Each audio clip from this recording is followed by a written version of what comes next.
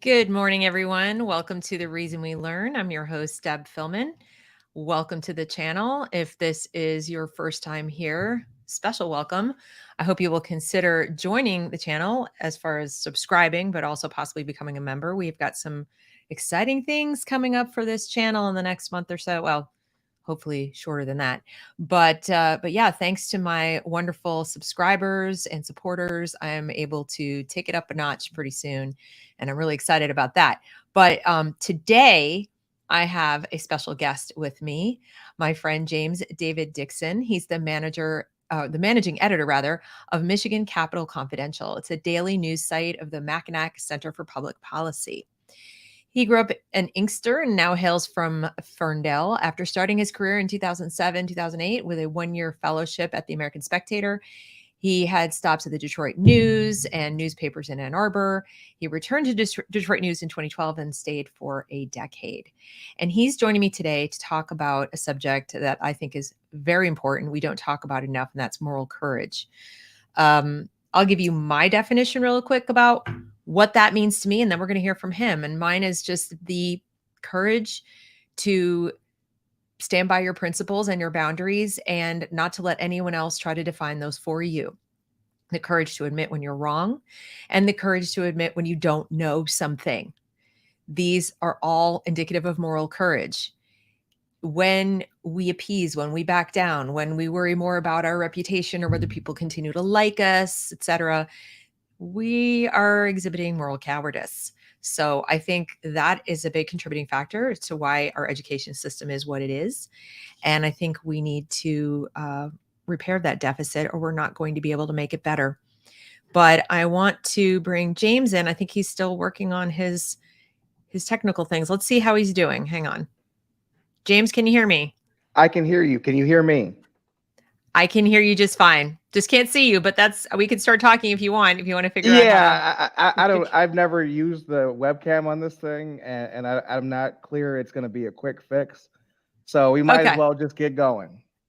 All right. Let's get going. All right. So, the reason I asked James here today, for those of you who don't know him or don't follow me on Twitter, I met him on Twitter. I say met because, that's what we do, right? We sort of we semi meet people on Twitter. And I've been following him for quite some time. He was one of the first people I profiled as a voice of reason on this channel, meaning somebody saying things that I not only think are smart, but that make good common sense and that show that he is thinking. So it's not necessarily an indicator that I agree with every single solitary word that comes out of his mouth, although I usually do most things. But it means that I see a person who is thinking properly, who is looking at the world around himself and saying, okay, let me look at this. Let me analyze it. Let me tell you what I see. Let me be completely honest and forthright and stick to my guns and my principles. Just what I said in the intro, moral courage. This man, he demonstrates it and stands by his principles, I would say ruthlessly, and I mean that in a good way. So I told the audience, that's my definition. Now I want to hear from you, James. What is your definition of moral courage? Well, Deb, first of all, thank you for having me. This is a real blessing to be able to have this discussion. I would say moral courage, the very heart of it, is deciding for yourself. Right? So how will I feel about this? What will I do about that? And I think it's always wise to get counsel, but I think it's always a mistake to give a high number of people a vote and what happens next. So, we always want to be listening to people, but the reason we were given this executive function is so that we could use it. And Right. the reason there's 8 billion of us is so we can all make our own unique contribution. So, the tough thing about building an audience, I think we both face this, is neither one of us is saying, just follow me and I'll have all the answers. I have some of the questions sometimes. And I'd encourage everyone to understand that that's about the limit of their abilities too. Right. Exactly. I love that. Decide for yourself. Decide for yourself. I like to say don't let anyone else do your learning for you either. So in addition to not letting anyone do your thinking for you, I think we have to have the right facts. My friend Barbara says this, you have to have the right facts to have the right feelings. Because if you start having emotions about things that you haven't, understood accurately, then you're probably going to go down the wrong path. And then you need to be open to learning to do that, right? So people can make lots of decisions for themselves and be going down the wrong path. But As is often the case. right, As is often the right, case. So that's exactly it. So when you don't know, this is an easier discussion when you feel like you know what to do and you just might be facing some opposition or people who don't right, see your vision. It's a right. tougher thing when you don't know what to do. And so Exactly. that's a tough thing. I've been in the journalism business 15 years, and you learn early on that everyone who is called an editor and everyone who is ahead of you in the pecking order, they're not all people you can listen to. Right. Oftentimes, there is much of an example of what not to do. So Mhm. when you're in control of your learning, you also have the power to decide what is the lesson I'm going to take from this situation. Right. That is a really good point. It is a hard decision, I think, for most people when they don't know a lot about the subject they're being asked to make a decision about, and that happens to most of us almost every single day, and especially when we go to vote, right? Mm, Um, but even in our own lives, like I encounter parents who are trying to be involved parents in their kids' education, mhm, but I think they are letting the schools, the teachers, the people who claim to have the better credentials do the learning for them, not just the deciding, but also the learning. So if there's a situation like, what should we do about children's academic achievement or lack thereof? And they'll sit back and let other people go do the research and yeah, then come back and say, this is what we found. And I try to encourage parents, do your own research. You right, can do this. right. No, none of it is insurmountable, and I think you have to start every search with the understanding that your answer does exist. Everything Right. can be figured out. As a young reporter, when you are assigned a story you don't care about, well, that's the first thing you Mhm. say. I don't know anything about this issue. I don't really care to learn. I don't know who to ask. And a good editor will tell you, okay, uh, you know, first of all, do some Googling. Because Right. one of the tactics I always found helpful when stuck on a tough story like that, you have to force yourself to get curious. You have Right. to act as a curious person would act. And when you Right. kind of infuse curiosity into a situation, Are you there? Did we lose you? Uh-oh. Technical difficulties. Are you there, James? can Oh you hear dear. me? I can hear you now. Okay, yeah, I pressed the wrong Okay. button on my headset. Sorry about that. No worries. But yeah, the important thing is to be infusing curiosity into what you do because that will animate your search. When Right. you hit a bump in the road or you find conflicting information, the Mhm. belief that these answers are worth finding is what's going to keep Mhm. you going. Right. Right. And then I think, and tell me if you agree with this, that when you're looking, so let's say you go out and you look for those answers and you do the Googling or you do the searching, then I think the important thing is to get curious about whether the material you find is credible to you personally. And if so, why? In other words, if it really quickly validates something you already thought before you went searching, maybe you need to look some more, right? Because Mm, that's what I do. If it's too neat and tidy and it's like exactly what I've been thinking, I'm like, maybe I need to look at a few more sources, right? Just to be sure that I'm not going in for the confirmation bias. And then the next thing is, what need am I trying to fill? So am I really trying to fill my need for knowledge and understanding or validation? Mm. I think that's so important what you just said. Why are you doing it? Um, because, another thing I do in addition to journalism is I study the Bible. And Right. there's all these people who get caught up on, is it true? Did Moses really exist? And all these different things. And I always turn the question back around on them. What do the Mm-hmm. stories mean to you? If they don't mean Right. anything, you probably shouldn't read the book. You might not get anything out of it. But if Right. they do mean something to you, how much is that dynamic affected by whether Moses is a person or if he's a concept? There was a man who led his people. Let's call him Moses. How much Right. does it really matter to you? And if you need it to all be true, where is your faith? And so it is a different Mm, discussion, though, when you remove it from the realm of faith into the public arena, where we can't afford to be faithful in our elected officials. They call them right. elected Hmm. leaders. There's no such thing. They're elected officials. And so instead, in the place of faith, skepticism, Hmm. universal skepticism, I think is the Hmm. most appropriate stance.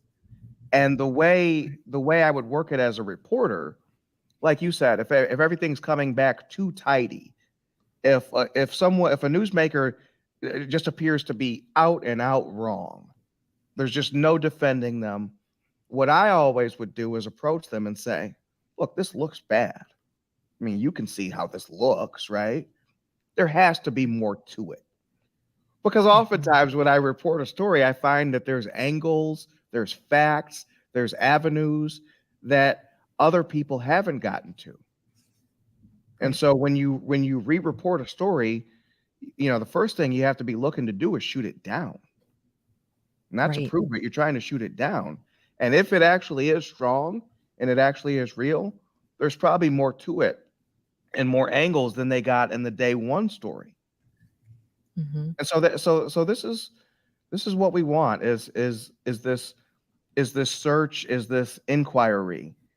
And I think a curious pose and a skeptical pose serve you well. Right. I really like that. I like the shoot it down, see if you can shoot it down, because that, I mean, now you're applying the scientific method to journalism. Wouldn't that be refreshing? Right? Wouldn't that be Right. nice? Like, let's see if I, um, because Right. I Instead of think, going about to prove that the article was true, what if it's not even true? right, Wouldn't that be a exactly. bigger story? So, and Right. it's Or the just at belief least it that tightens up your, yeah.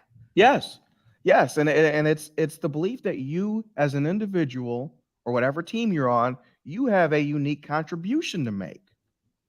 So I can't, as a former Detroit news reporter, I cannot assume that because I saw a story in the Free Press that day, the Free Press has just done everything there is to be done about this. Nothing more to say, nothing more to learn. I know that's not the case. I know there's more in there if I go, and there's more in there Mhm. if you go, because we see different things and care about different things. Right. So it's always worth looking yourself. It's never worth trusting someone's word for it. Mhm. Well, and if we're talking about somebody's children, these are your children. Yeah, I think, I mean, I can't think of a time when you would want to trust somebody else's word for it less. Less. Uh, And yeah, that's and it's that's just exactly when we defer to experts. Well, the doctor said that this was medically approved care, this gender transition we're working on, whatever it is, you should be questioning the experts, their mhm, expertise, and their mhm, conclusions. And I would right. hope that this last 2 years of the COVID regime really made that clear to people. That just I would because it hope. comes from science, just because it is given that dent of expertise, doesn't mean it's true, doesn't mean it's Right. useful, and certainly doesn't mean it's the only way to look at something. Exactly. And I see both extremes. I see people deferring to what they call science. I would call it scientism, actually, because science doesn't say, this is it, it's decided, Right, we're done. right. And the other side is anecdote. So it's like there's a giant gray area in the middle that nobody's doing. It's sort of like, well, I heard a story once about a kid who committed suicide allegedly because their parents didn't support their transition, Right, ergo right. I have to go do that because of I'm now motivated by fear. I'm not even looking at Mhm, my individual child anymore. I'm thinking of the anecdotal child, and I may or may not be able to verify those facts because the person tragically is gone. So it's not like we can ask them exactly why they did what they did. There are many, many, many motivators to, telling that story. Lots of people mhm. who might have an interest in telling that story, but we can't ask the original person. So you're now literally not looking at your own child, looking for yourself to learn for yourself what would be best for your child. You're deferring to an anecdote plus a bunch of potentially interested experts, and all that middle ground where you live and your brain exists, not there. It's That's what empty. I'm seeing. It's empty. And, with these experts, it's so dangerous to defer to them because we often we think of their degrees and their pedigrees, and we Mhm. just think that that is per se credible, but they're still humans, which means they're still self-interested, which means they'd still like it their way as opposed to other ways. And so you can never remove the humanity from any conclusion. So you have to question the conclusion and the concluder. And this is honestly, I think about the thing with you just mentioned parents motivated by fear and worst case scenarios about their kid. This is where that faith piece comes in handy, okay? Because God has not given us a spirit of fear, but of power and of love and of a sound mind. So if you are a parent and you're acting out of fear, if I don't do this, this bad thing will happen. I'd Mhm. ask you to question how true that actually is. Because if Mhm. you're scared to broach the scenario, you probably don't even know. You don't know what would happen. And if you have a relationship with the kid, you can talk through anything. So what exactly are we afraid of? And if Right. it's inevitable, then your focus needs to be on changing the inevitable back to something that's more tenable. Like your kids say, living as opposed to killing themselves. So Right. even if it were set in stone, you can't accept that it's set in stone. You still have to step up and fight. And so that's the thing. You always have to be willing to speak your voice, your unique voice. You were given one for a Mhm. reason. Right. When I liked what you said about the sound mind. I think, even for those who don't specifically have faith in terms of religion, let's say, or God, at least have faith in that gift, wherever we got it. Okay. We have it and animals don't. And however you slice it, that's a gift. That is a treasure and a privilege. And I just see a lot of people not using it. They're not engaging it at all, and it's not only a tragic waste for them and their family members, whatever. I think it's creating and perpetuating a lot of problems across the board, like culturally and every other thing, that people are outsourcing their thinking and outsourcing their minds. Oh, and parents are outsourcing the parenting. Yeah. I remember in my generation, it was, parents plopping a kid in front of a TV. You go off to Mhm. work, you come back home, and the kid's still in front of the TV. So that's a whole day, no fitness, no physical activity, no improvement, no real life lived. What a shame, especially over a summer vacation. Right. And nowadays it might be the iPad.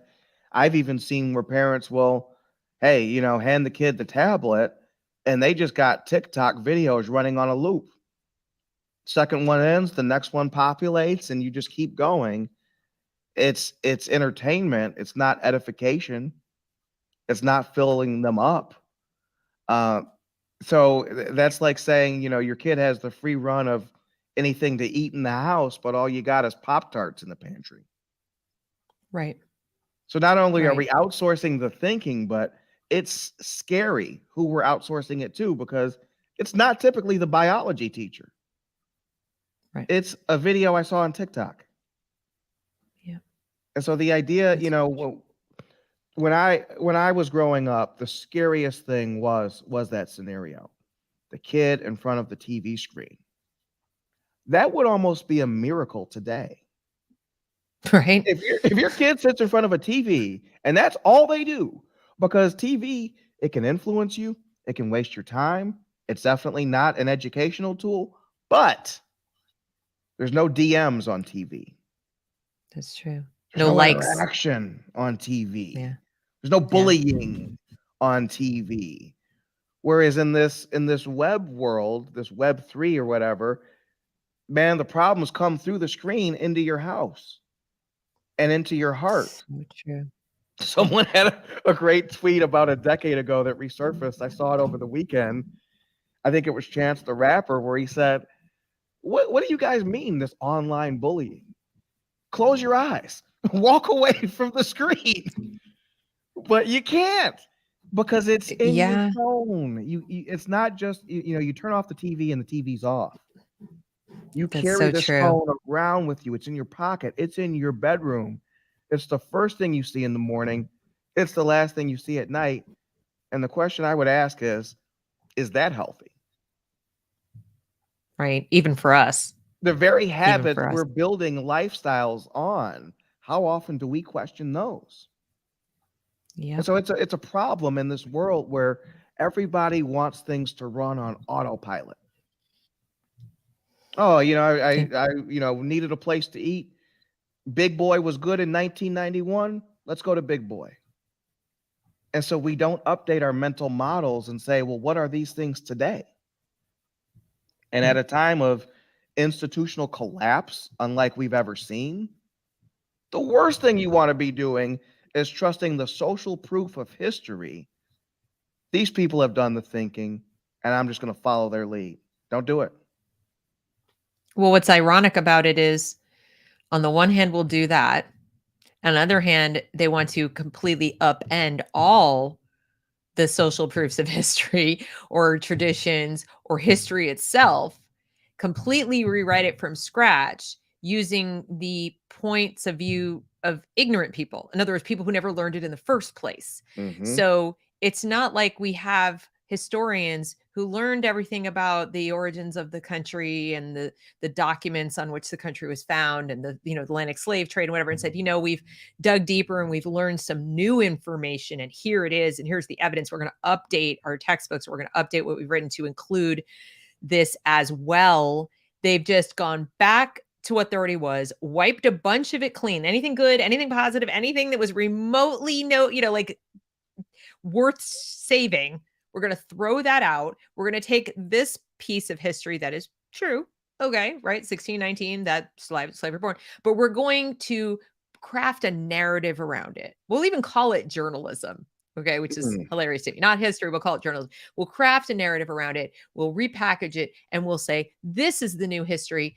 And so it's this bizarre thing. Like, we want to throw out pieces of the past, but we want to keep this part, throw that out, keep this part. And it's really interesting. What's being selected are the pieces that fit one very specific total narrative, which to me, to my way of looking at it, is the world is a very, very dangerous, scary, awful, oppressive place. You are only as important as you can fight to be any moment. You're oppressed until you liberate yourself, which is going to be your lifelong pursuit right here on this planet. Not in some hereafter, nothing else, but like right here, your whole life is going to be a struggle, and it's it's terrible. And the only people you can count on are these, allies, or these people who tell the allies what to do. So in other words, you need to ally yourself with others or you are lost. It's very tribal, to me, very regressive. Very regressive. And yeah. And then I also think about and you see this especially common on the left, is there it's like in their bones, this deference to experts. Yes, And very much so. we need, I mean, we even had a woman who is now on the Supreme Court of the United States Oh my who said God. she could not answer what a woman was. She needed a biologist. And so we Right. need experts to say what 2 plus 2 equals, or what a woman is, or what freedom should mean.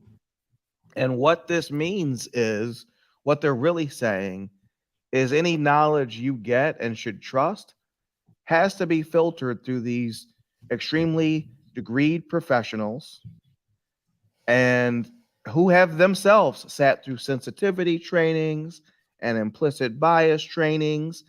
And so everything you get, if it does not have that dent of woke on it, it was not the official information.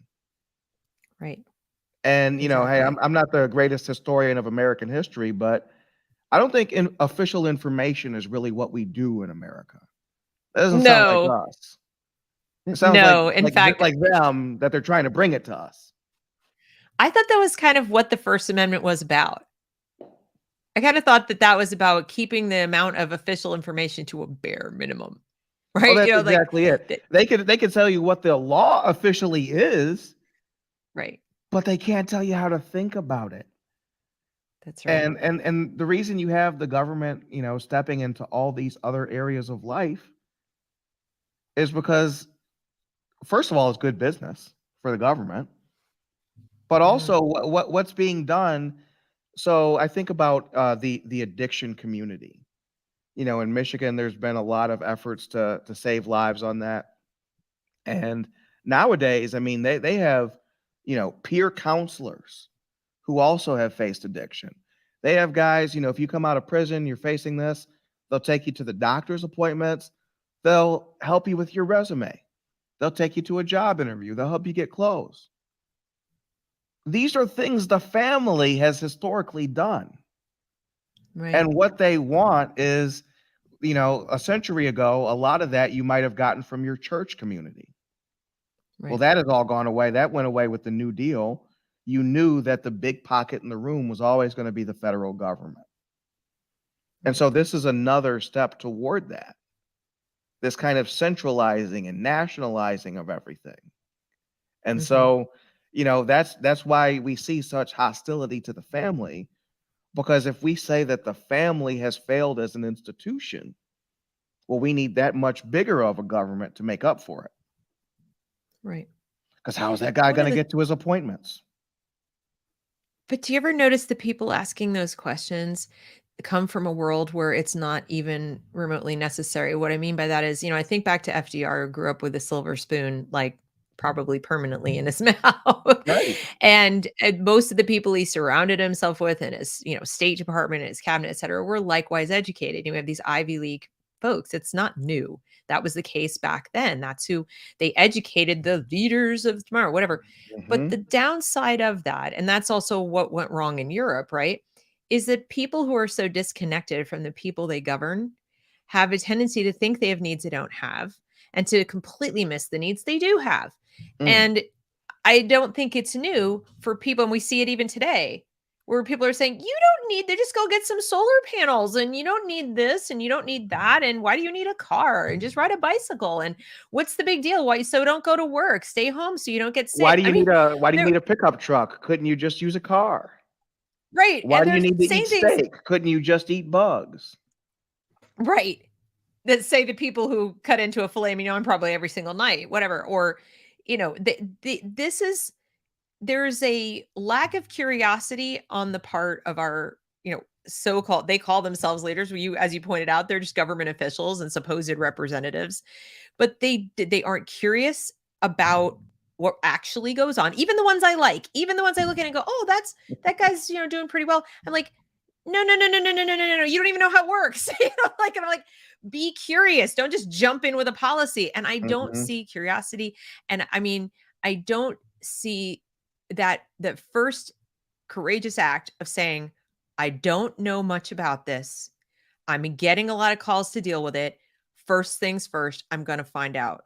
what's going on. And I'm going to actually talk to real people. I'm not going to talk to my advisors. I'm not going to talk to, the people from Harvard or the number crunchers down at whatever. I'm going to actually go and talk to humans. The one benefit in the past of the campaign where they'd ride on the back of a train, and go from city to city is they might, it wasn't as fake and staged as it is now. It was a little staged, but they would still have to go through the town and meet the people and, so forth.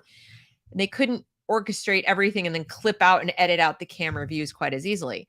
But today, I just see people making decisions on our behalf, and then the people having the decisions made for them just trusting it and saying, well, they know best. How do they know? Have you stopped to ask yourself, how do they know? And this is the problem with social proof. And this problem shows up in dating. It shows up in unemployment or employment, and it shows up in who we trust, right? We all assume, like when I'm dealing with people when I was a Detroit news reporter, right? People would that came with a certain amount of social proof, but really the idea that he had been vetted before, right, by people we also trust. And so Right. the average person who is not cynical or even skeptical believes that if it would not have been spoken from a government podium if it weren't true. If the information hadn't been vetted, if this theory hadn't been vetted, we would have never heard it. They would never let that happen to us. And I'm here to tell you that's Sorry. exactly how it worked. That is 1,000,000% how it works. And so when you are not skeptical, you end up taking the official versions of these stories as true. And news is so often designed for that lowest common denominator.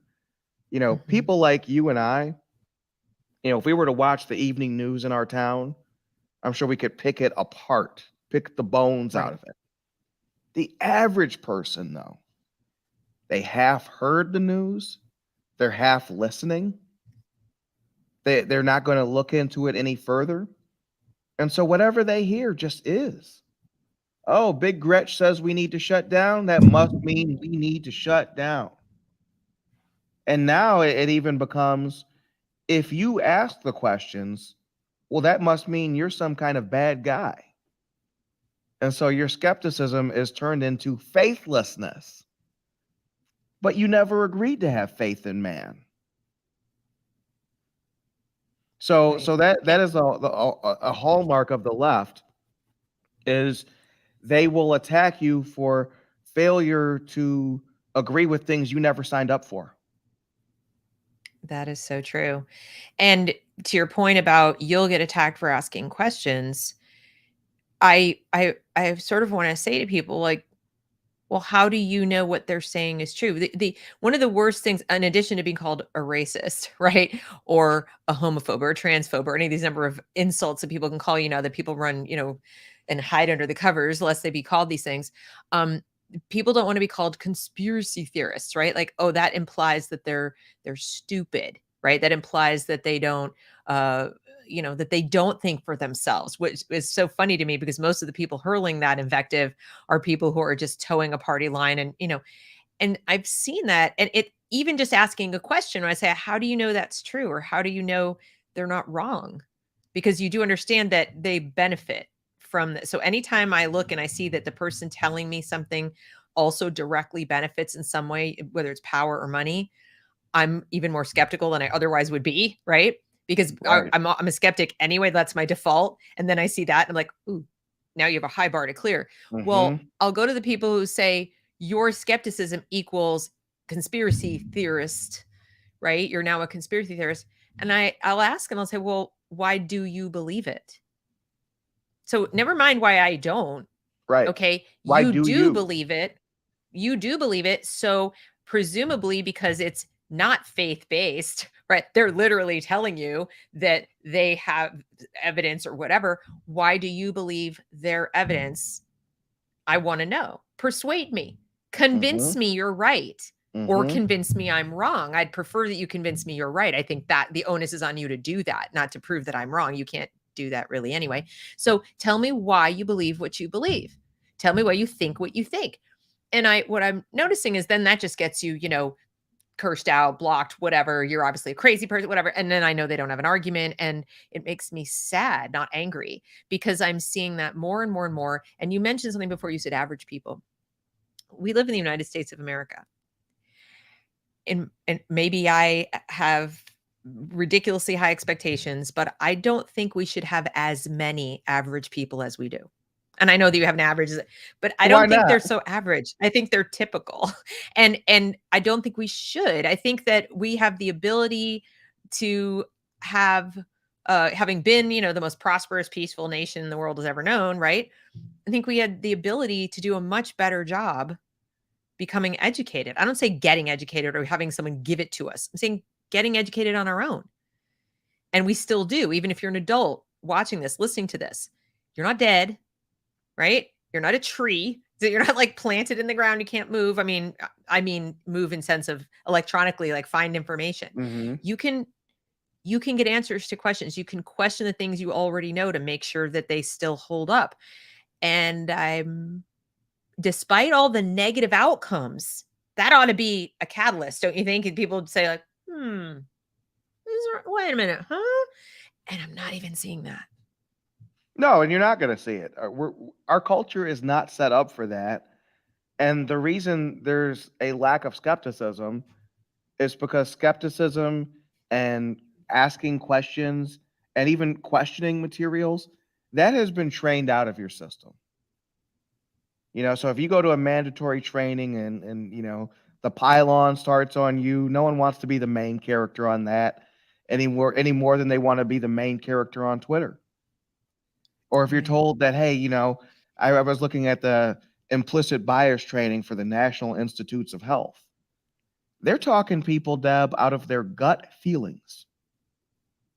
To understand that your gut feelings inherently carry some form of bias that could hurt somebody. So if you've wondered why our most educated people seemingly have the least to say and the least sense-making ability, they've been talked out of it. They think it actually makes them a good person to not be asking these questions, to go along with what they've been told, because they heard it from the experts. I mean, think about how last year doing your own research, that was almost banned by law. How could we get to that point? And if the information you're putting out there is true, what is the harm in me doing my own research? Wouldn't I just find your truth there? Thank you. That's what I've been saying. I'm like, You go, should please actually prove me wrong. encourage me there. And so sometimes I'll do this on Twitter where oftentimes, you make an extreme statement and what it is bait. It's bait because what I want you to do is to challenge me because I know what's behind door number 3. And I'm going to walk you right into a trap where you expected there to not be an answer to this question, but there is an answer and I know it and it benefits me. So sometimes we have to let questions be our guide. A reader, I just had a column about how, sorry about that. I just got an email. I had a column about how, we have these drag shows in Michigan. It's Pride Month. And one of the candidates for governor wants to outlaw them, any drag show involving children. And, and this idea that we need a new law, right? Right. And it's meant to whip you up. It's meant to whip you into a frenzy. You're not supposed to ask, well, wait a minute, what about all these existing laws that we already have Yeah. kind of cover this? What about if does anyone really want calls to child protective services to result from this kind of thing? Like, No. is that what we're actually trying to sign up for? Because when you get No the more cops involved, weaponization of that, that's please. No. exactly what will happen. And so people were so thirsty to see someone throw them red meat and to say it to someone's protecting our kids Mm, that they're about to throw out the baby with the bathwater. No. I don't trust, because the second Tudor Dixon is allowed to say what's indecent in this state, well, that's the same power Attorney General Dana Nessel had when she comes after a barber or a restaurant owner. Because isn't being open during COVID, isn't that indecent? Right. And so Exactly. the toughest part of this life is A, fighting to deny this power to the left, but B, when you have won the spoils, to deny it to yourself too. Yep. Bob Dylan called Yeah. it one step ahead of the persecutor within. Hmm. And with that power in your hands, can you use it responsibly? Can you continue to believe in non aggression? Or do Hmm. you become the next progressive who thinks the Exactly. world would be better if everyone was more like yourself? Exactly. The progressive And I impulse mean, is what we have to avoid. I think it's I think, people I've said things like this and people criticize me and say, "Well, so you want, the straw argument. So you want kids to be able to go to drag shows?" I'm like, No, I want parents to have their parental right to make decisions about their children's upbringing. Full stop.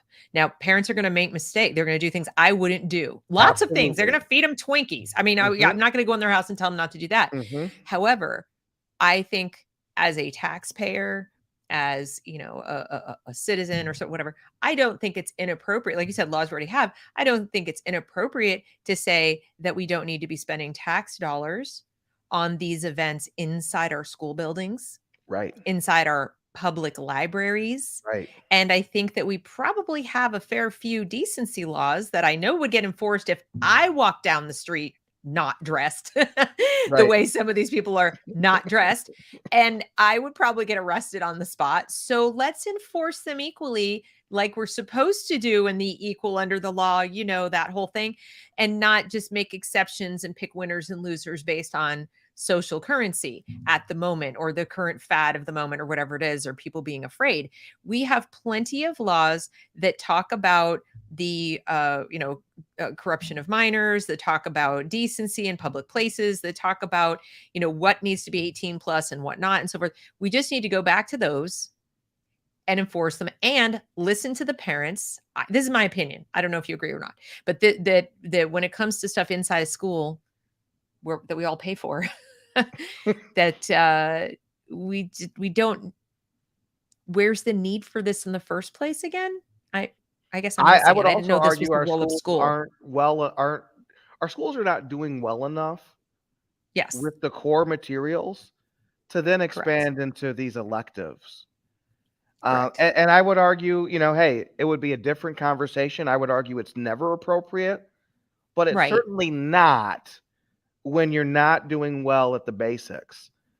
And Correct. this is a problem I'm seeing across the board. In my first Yep. column for Michigan Capital Confidential, I wrote about the opioid issue in Michigan. Mhm. And our public messaging is about the stigma and the and so the state argues that stigma keeps people from seeking help. Okay. If stigma is that powerful, could it keep people from doing opioids in the first place, maybe? Or is Right? stigma not as powerful as you claim? Because if it were, we would use it for this other purpose. And so stigma is your excuse. The fact is, you have a multi-billion-dollar health apparatus, public health apparatus. It's your literal job to make sure Yeah. that not 2,800 people die, as they did in Michigan last year, of opioids. But since that's hard, you found a way to turn the conversation around on me as a citizen, as Right. if the words that come out of my mouth and not the drugs that go into other people's veins is what's killing people. Exactly. Wow, that was so well put. And those are the kinds of questions what you just asked, where you said, what about the stigma of being a user in the first place, Yeah. versus and I'm these are the kind of questions that don't get asked enough. This is why I wanted you to come here because this channel, I called it The Reason We Learn. It's a play on words, of course. Yes. And it's that's why we don't stop It doesn't happen in a building. It doesn't happen because when you don't start doing it when you're 6 and stop doing Mm-hmm. it when you're 21 or Mm-hmm. 26 or whatever. You keep doing this. You have to. If you're not still learning something every day, it might be some small thing, you're dead. I mean, like you might be walking around breathing and your heart's Right. beating and all these kinds of things, but you're not really living, you're not really using your brain. And I know this is going to sound strange, but there's some good evidence, scientific evidence that if you outsource this kind of thinking for too long, your risk of dementia increases. Oh, I believe that. Your yeah, that I remember my grandfather had a very active mind and he was of sound mind to the day he died at 93. And when he went for one of his checkups at around age 90, the doctor was so amazed at him and how he had, despite a lifetime of, he smoked till he was 70. He had a, pretty big drinking problem after World War I that he kicked. And, but he still drank his little bourbon every day. And the doctor asked him, he's like, how do you're sharp as a tack. He said, I feel like you're sharper than I'm. He said, I make it a point to learn something new every day. He said, Mm. every day. And I remember when one Christmas, and I was a teenager, and at the time, early 80s, wearing kilts was big for girls, at least where I went to school, wearing a kilt, right? And so I asked for one for Christmas, and he bought me one. And then he starts telling me all about kilts. He said, did you know? And I said, no, I actually didn't. I just thought it was fashionable. It was like a Ralph Lauren kind of a thing. And the kilt wasn't. It was a legitimate one from Scotland, actually, that I got. I was very lucky. But it was the fashion type of thing that was on. And he started telling me this. I said, how? He said, well, you asked me for a thing. I don't know anything about the thing. So I got to learn about the thing. He said, I don't do things I don't understand. And if there's something I don't know, I got to find out about it. See, I love that attitude. I love that He's like, attitude. And in his 80s doing this. the best parents I know are the ones who do that. Oh, your daughter's into volleyball, is she? They become an expert in the rules of volleyball. When you see something that activates a young mind, especially, you want to, it's hard enough to get them thinking, but when they've taken the baton and they're starting to do it, oh, that's when you're sending them books. That's when you're sending them ideas. Like when that when that flower starts to open up, you have to pour into it. And that Right. curiosity, so curiosity kept your grandfather alive. Yeah. And I contrast that to in Metro Detroit, we have a ton of these guys. Police, fire, maybe county employees in like Wayne County. You have all these guys who are able to retire at 45, 50, 55. Okay, if you're going to live till 90, what now? And if you do not have a second act, if it just becomes about I'm taking out the fishing boat, you decay. Yeah, Your for sure. spirit decays. And one of my missions at Mackinac Center is, obviously we have free market beliefs and I'm pretty much a libertarian, but more than anything, I hope to help people become better citizens through questions. And Right. so the better a partisan you are, the better you are at waving the red or blue flag against whatever attacks it faces, the worse a citizen you are. So true. You're So cutting true. into the very heart of the truth and the skepticism that drives citizenship. You're figuring out how whatever your team has done, are going to find a way to justify it. These mental gymnastics maybe serve 50 plus one of voters, but it's also why most people don't vote because they know you guys are playing these little games that have nothing to do with their life. Yep. So It's so, so I true. want you to wake up. I want you to ask questions. There's a book I read when I was 17 years old that changed my life. It was called Stand Up, Speak Out, Talk Back. It was really a course in assertiveness training. And there was this companion book that was called Your Perfect Right. And I never really dug that title until COVID. And then you realize it is absolutely your perfect right It's closer to a responsibility you have as a citizen to question your Mhm. government, Right. especially if they say all 10 million people in our state need to stay home, minus the list of essential fields that we made at this government office. It's actually closer to your duty to question that than a good thing to do. That's Exactly. basic. That is essential to citizenship. And whether you are blue or red, your question should always be, well, wait a minute. When I met you, you were begging for votes. I never imagined I was giving you the power to decide whether I could work or not. Yeah, right? How did we get to this place? Well, How that's did we get that's my here? that's and I know we have to wrap because you have a meeting at noon, but um I wanted to ask you, you've done such a fantastic job of sort of describing what courage looks like, moral courage looks like, sounds like, this curiosity, questioning, doing your own investigating and learning and all that. People are so afraid. So I really think, I mean, there are some people just literally don't know how to do it, as you pointed out, that's been trained out of them. I think there's another segment of the population who are vaguely aware of it. Okay, there's sort of, or Hmm. they're beginning to wake up, or they're looking at their situations and saying, "This is unacceptable. I don't like my life anymore. My life was pretty good a few years back, and now I'm really uncomfortable, or I have been, and bad things have happened to me." And Right. they're starting to put it together, but where they're still lacking courage is that next step. What advice do you give people, or would you give people who are kind of teetering on that edge where they're like, I know something isn't quite right, but oh, I couldn't say it. I couldn't possibly have it. I would say to begin. I would say the best way to get started is to get started. What's that phrase about how courage is speaking up even when your voice shakes? It's uncomfortable. I think about the Norman Rockwell painting. I don't have the name on it, but we've all seen it. It's the one where it looks like it's some kind of town meeting, school board meeting, and the man stands up to speak at the meeting. And actually, that man's Right, face was modeled to look like Abraham Lincoln without a beard.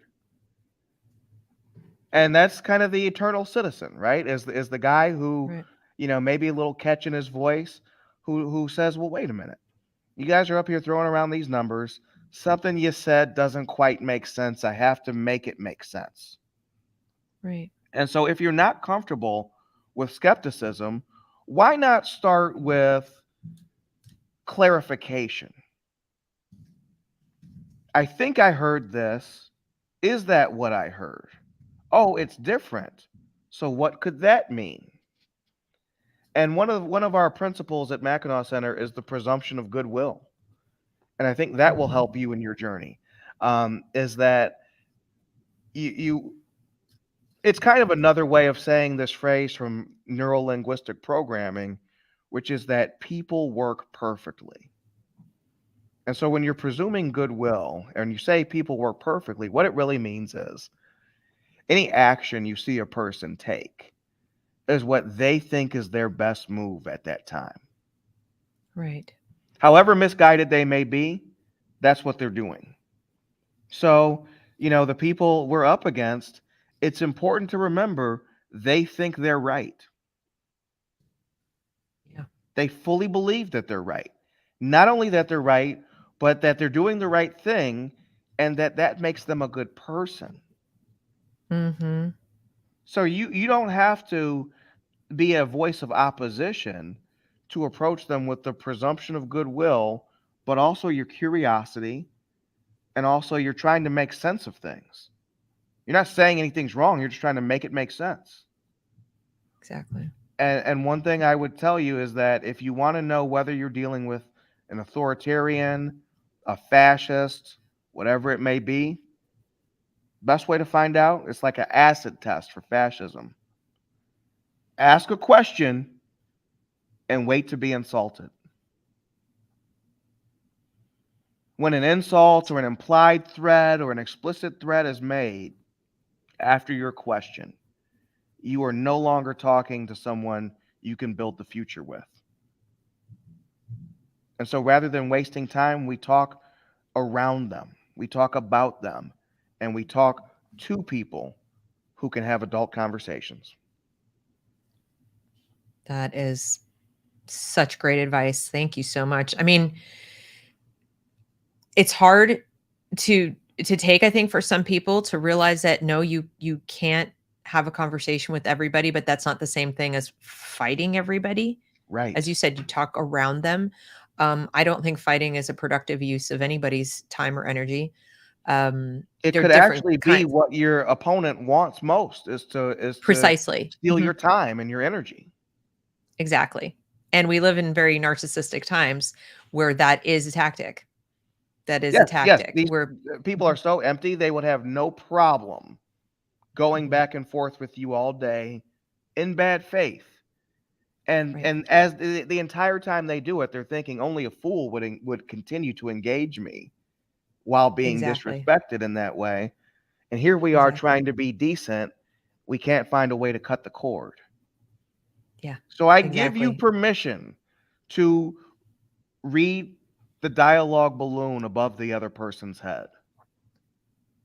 It's actually part of what separates us from animals is that we can look at each other and say, okay, I think Deb's about to talk, or I think that driver's going to turn right instead of go straight. Robert Greene, the 48 Laws of Power, he called it the mind inside. We The have that mind gift. inside. So you have to be able to read the other person's dialogue balloon. And if they say bad things about you, if you think they think you're a bad person, don't engage. Life's too Right. short. So pick your, just like they say in sales, so much of sales is disqualifying the prospect. You showed up, maybe, we're on a date, maybe you showed up at a car lot, but this person wants a pen pal or they're just shopping for prices. They have no intention of buying. The quicker you can get to that truth, the better, and you can move on or you can help them knowing what it is. Exactly. So Yeah. we can't wait for people to become self-aware enough to tell us to screw off. We have to read it in their demeanor and what they say and what they don't say and decide for ourselves whether this person is someone we have a future with. That is fantastic. Thank you so much. I did have a question from the audience. If you could repeat the names of the books that changed your life so I can Okay. document those. Yeah. Stand up, speak out, talk back. And the second one is called Your Perfect Right. I believe both are written by these two psychologists called Alberti and Emmons. And they're on Amazon. I just bought them. I buy them, whenever I meet a friend who needs help being assertive. Because, one of the first examples, I think it was in Stand Up, Speak Out, Talk Back. They talk about, if you're on a subway and someone comes up to you and says, "Hey, I think, my whatever, my fare card is in your bag." Would you really let them look through it? They call that a little murder, and how many little murders we cotton to throughout our lives. And so the Mhm. very first step is saying no, and then we can go about being assertive instead of, you know, I talk about how you have to be able to read the dialogue balloon, but that's Yep. that's in a contentious situation. In every other situation, what you have to be able to do is ask. So if you drive Yep. by a building and you see their flag is upside down, don't go on Facebook and say, "What does it mean that this business did that?" Knock on the door and ask the people who actually did it. Right. You want to meet a woman at a coffee shop? The dialogue balloon thing won't do. You have to go actually talk to her. Yep. Chances are she might dig you, man, but you'll never know if you don't try. And so we have to be Yeah. curious enough about each other to ask, what's on your mind? Right. Right. And I know you've got to go, but I wanted to mention one thing really quickly that is happening in our schools that I think is killing this even more than it was already. You have to teach it as a skill first, but then most children are born sort of naturally curious. It's Mm. the how do I go about finding the answers part that's the skill, but they're also killing the curiosity. And this is one of the techniques of how they're doing it. When they read literature, they're asking the kids, rather demanding that the kids make predictions about what's going to happen Predictions. next. Predictions. It is part of their assignment, no matter what What's they the read. value in that? Thank you. My belief is that they're trying to make people who believe in the value of predictability rather than anti-fragility. In other words, Ooh, life is chaos to a certain degree, right? And so we right. become anti-fragile. What human beings are anti-fragile. We were built that way. And we're able to be stronger and grow and adapt after our little failures. The key is to learn enough in terms of how to think that your failures are smaller, they Mm-hmm. happen sooner, Mm-hmm. and you're able to quickly learn from them and move on, right? And when I think of young children who are first encountering literature, I have a fourth grade student and fifth grade student I'm tutoring. And the fourth grader, she's now going to fifth, but she was telling me that this is a big part of every assignment. We must make predictions, and they don't come back to check them out. They don't come back and say, how were you right? Were you wrong? Why did you make this prediction? No, it's more like just the act of predicting. And then they're told that is in and of itself valid. So that does two things. They're telling them, on the one hand, make inferences. They're actually telling them this is important for you to infer. But then they're doing something else. When they, instead of doing vocabulary as you and I did when we were kids, find all the words you don't know, look them up in the dictionary, use them in sentences, and ideally add them into your writing Mm-hmm. so you can really incorporate them into your vocabulary. They teach them to make predictions about what the words mean, Oh draw my inferences God. from context about what the words mean, and moving on. See, that's They not don't come back. education. That's not Thank you. education. You know, the And best when they told, professors ask you, what did the materials say? The worst correct. ask you how you felt about them. Well, that's what they're doing now. What Because did you feel about it? I And what do need you to know predict? I need to know that you know what's in the book to know Right. that us talking about the book is worthwhile. Correct. And so he would only engage us in how we felt or any kind of analysis after a firm basis in the facts was established. And that was Exactly. such a great education. And this other stuff, there's shortcuts that lead to nowhere. Exactly. I think they're shortcuts that are trying to teach values, a Right. brand new value system that is based on uh, predictability. That's when people want to live in the metaverse. Oh, I can't People want to believe, live in the metaverse. Huck and Jim didn't do they didn't do a land acknowledgement for Jim, right? Come on. That's and so you're gonna be They're not allowed to read that they're book. Come trying on. to they're trying to raise the generation that would take all of those anti-woke things that so violated what they predicted and Right. says we have no place for it. Exactly. So if you think things are bad now, Yeah. wait till 2042. I don't want to think about it, but that's why this channel exists. That's why I have great people like you to come on. I've already had a request from my audience to have you back, so I hope you'll consider coming back another I time would too. love to come back. I think that would be fabulous, and I am just so grateful that you took the time today to spend with us. This has been a wonderful conversation. Everyone who's watching, please like, share, consider subscribing. Let's let other people in on this who weren't able to see it live. The replay will be up immediately. If you're watching on the replay, thank you for watching and for listening. And James, thank you again for being here. Where can people find you? I put in the description box how to find you on Twitter and how to find you at uh, uh, where you're writing Mackinac right now. Center, But yeah. yes, but what else should we do to follow what you're doing? Is that Well, I about it? also, if you are interested in Bible stories and in as much as they intersect with pop culture, I have a blog called Pop Culture Bible Stories. It's on Substack. Awesome. I'm gonna get back into that. I've had to, I just took a new job, so I had to really, Yeah. kind of focus on journalism this last month. But we are gonna get Right. back into that because, one thing that really surprised me as they said, I learned after getting the job that it was seeing some of the Bible stories I've written. You know, Right. anyone could read my journalism and know that I could report, Right. but the Bible stories really showed them how I could think. So if you want to see like the real me kind of at my best, I would say hop on the blog. Awesome. Well, guys, make sure you keep up with James. Hop on the blog, hop on his YouTube, or not YouTube, your Twitter, and you'll see what I've seen. It's like daily wisdom, seriously. So thank you so much. I'm so glad we finally got to have this conversation, and I hope you'll come back. Deb, thank you so much for having me. This was really great. Thank you. You're welcome. Bye. All right, take care.